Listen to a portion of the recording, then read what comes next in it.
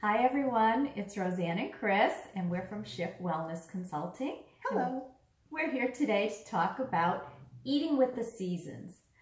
Chris, why is it so important for us to eat seasonally?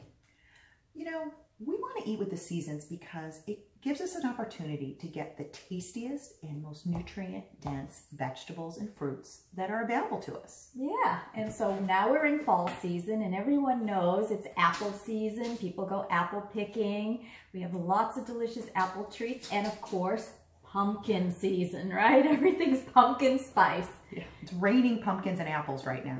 Yeah, but what about some other vegetables and fruits that are in season? Today we want to talk about some varieties of squash that are currently out. And I'm going to tell you, you have some things here that I have never even seen or heard of. So I'm excited to hear all about them. Now we have a butternut squash, and of course everybody is pretty familiar with butternut squash, would you say? Absolutely, absolutely. You know, this is kind of the staple, I think, you know, for holidays, fall time. People, when they think, I'm going to buy squash, I'm going to buy a butternut variety of squash. And exactly. What are some of the nutritious benefits of squash? Squash in general is very vibrant orange color or yellows inside. So that tells us, of course, that there's a ton of beta carotene, antioxidants, vitamin A, of course, for vision and to boost our immune system. And now that we're coming into fall, that's so important. Flu and cold season is coming, and having fruits and vegetables that will help build our immune system and make it stronger, it's a great time to do that with this stuff. Now you told me, and I didn't know this, that squash is actually a fruit and not a vegetable. Exactly. Technically it is a fruit.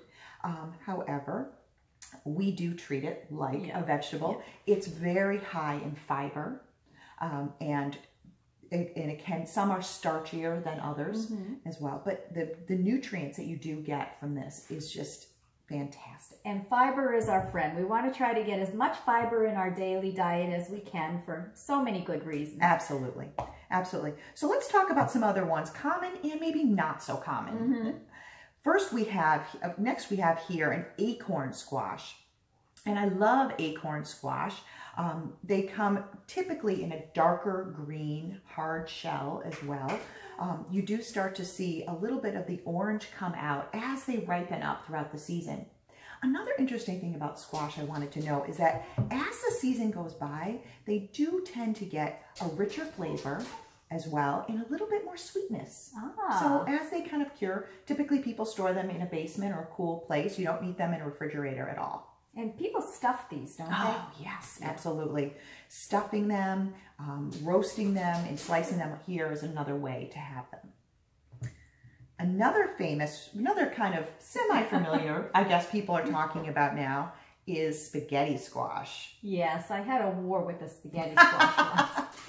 I didn't realize that it's very difficult to cut a spaghetti squash when it's not cooked, and I ended up getting a knife stuck in the squash. I couldn't get it out. So do you have any tips for how to cut this type of a squash? Absolutely. Spaghetti squash can, of course, be super hard on the outside, and one way to kind of combat that is to poke a few holes along the edges here. You can poke it with a knife or a fork, pop it in the microwave 4 to 5 minutes. It'll soften that shell, or skin, we call it, and it'll be ready for you to cut through and then roast or steam, whatever way. And it won't be as dangerous. Absolutely. We don't want to get hurt by the squash. Exactly. Another one that we see now in the store, and it's so pretty, it's a delicata squash. I love delicata. And the reason I think it is even easier to prepare in some ways is because you can eat the skin of a delicata. Awesome. Yeah. It comes in this color, which is a pretty yellow. It also comes in a little orangier color. Even a white variety it's rarer, but you do see it out there. So it's really fun. You know, slicing it up this way, roasting it, taking a few of the little seeds out, toasting them up. Wonderful. Just wonderful. Yeah, so squash seeds, are they kind of like pumpkin seeds? You can eat them that way? Almost any squash seed you can treat like a pumpkin seed. Toast it in the oven, low temperature, 20 minutes, with any spices that you choose, and you will have a great nutritious snack. All right, so we're running out of time, but we have this one last very interesting squash. Looks like a pumpkin. It does, doesn't pumpkin. it? It's like a green pumpkin.